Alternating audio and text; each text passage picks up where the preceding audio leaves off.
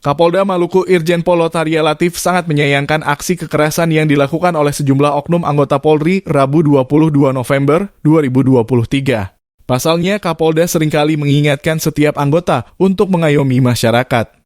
Dalam berbagai kesempatan pun, dia meminta agar jajarannya yang melaksanakan tugas tidak menyakiti hati rakyat.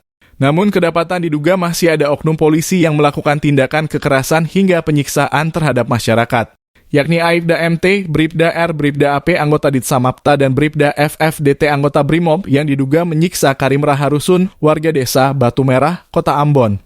Saya menyayangkan terjadinya kejadian tersebut anggota dan pasti akan diproses dan diberikan sanksi berat terhadap mereka sesuai aturan hukum yang berlaku, tegasnya Rabu 22 November 2023. Oleh karena itu, keempatnya akan diberikan sanksi berat sesuai aturan dan ketentuan hukum yang berlaku. Ia mengatakan tindakan tegas itu diambil untuk pembelajaran bagi anggota yang lain. Lanjutnya, masih banyak anggota Polri yang sudah memberikan dedikasi dan loyalitas tinggi terhadap Korps Bayangkara ini.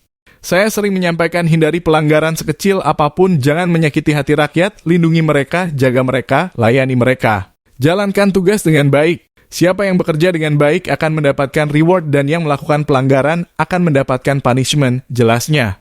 Diketahui sejumlah oknum polisi yang diduga melakukan tindakan penyiksaan terhadap Karim Raharusun telah diamankan aparat Propam Polda Maluku. Keempat pelaku tersebut ialah Aibda MT, Bribda R, Bribda AP, dan Bribda FFDT. Selain mengamankan pelaku, aparat juga memeriksa sejumlah saksi, diantaranya 8 anggota Polda Maluku dan Karim Raharusun korban. Dari hasil pemeriksaan, Propam Polda Maluku langsung mengamankan 4 anggota tersebut karena diduga telah menganiaya korban. Diberitakan sebelumnya, warga Batu Merah berinisial KR 29 tahun diduga dianiaya oknum polisi patroli reaksi cepat Polda Maluku. Kepada tribunambon.com, kuasa hukum pelapor Sunardianto mengatakan KR dianiaya oleh terlapor berinisial MT, oknum polisi berpangkat Aibda. Kejadian berlangsung di pos unit patroli reaksi cepat di Jalan Sultan Hasanuddin, Kecamatan Sirimau, Kota Ambon, Sabtu 18 November 2023. Dugaan penganiayaan itu juga disaksikan oleh sejumlah polisi lainnya.